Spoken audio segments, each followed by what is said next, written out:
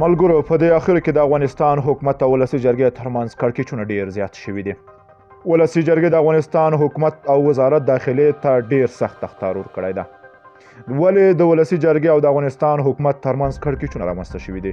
ویډیو ته راپای ګورئ چې له موضوع پوره خبر شئ. په سلامونه محرک کلی کردستان خدای دې وکړي چې جوړ او روغ اوسئ. د کورنیو چارو وزیر په خپله فیسبوک پاڼه لیکلي وو چې د ولسي جرګې ځینې وکیلان پرې فشار راوړی او ترې غواړي چې په وروستیو کې نیول شوي ځینې غله او وسلوال بیرته خوشي کړي. د کورنیو چارو وزیر سرپرست مسعود اندرابي په خپله فیسبوک پاڼه لیکلي دي د ولسي جرګې ځینې وکیلان راباندې فشار راوړی غواړي چې په هغه 18 مجرمین او وسلوال غله خوشي کړي چې په تېرو څو ورځو کې د پولیسو په عملیاتو په ترڅ کې نیول شوي دي. د کورنیو چارو وزیر مسعود اندرابي دغه فیسبوکي پوسټ د مشرانو جرګې یو شمېر غړي په غوسه کړي چې نن یې د مشرانو جرګې په ناسته کې د کورنیو چارو له وزیر مسعود اندرابي څخه وپوښتل چې یا د غلو او مفسد وکیلان په ډاګه کړي. د مشرانو جرګې رئیس فضل هدي مسلمیان د کورنیو چارو وزارت د وروستیو اقداماتو چې په دې وروستیو کې په کابل کې د وسلوالو غلو او مجرمینو کړي دي مننه وکړه او وی ویل چې دغه تدابیر باید نور هم زیات شي او له یاد وزارت نه د وسلوالو غلو او مجرمینو پر وړاندې د عملیاتو دوام غوښتنه وکړه.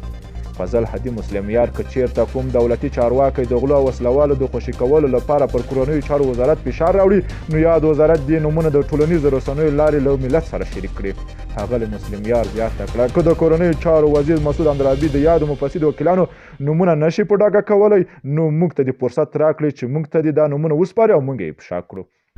د مشرانو جرګې امان الله عظیمي هم ویلي چې د کورنیو چارو وزیر پر خپله فیسبوک پاڼه لیکلي وو چې تر اوسه پورې د ولسي جرګې 14 غړي ترې غوښتي چې د پولیسو له خوا نیول شوي ځینې غله خوشي کړي. په کابل ولایت کې د جرمونو او اجناسو د غلا کچه خورا جګه شوې چې د کورنیو چارو وزارت دغه غلو او مجرمینو پر وړاندې خپل عملیات په چټکۍ سره پیل کړي دي.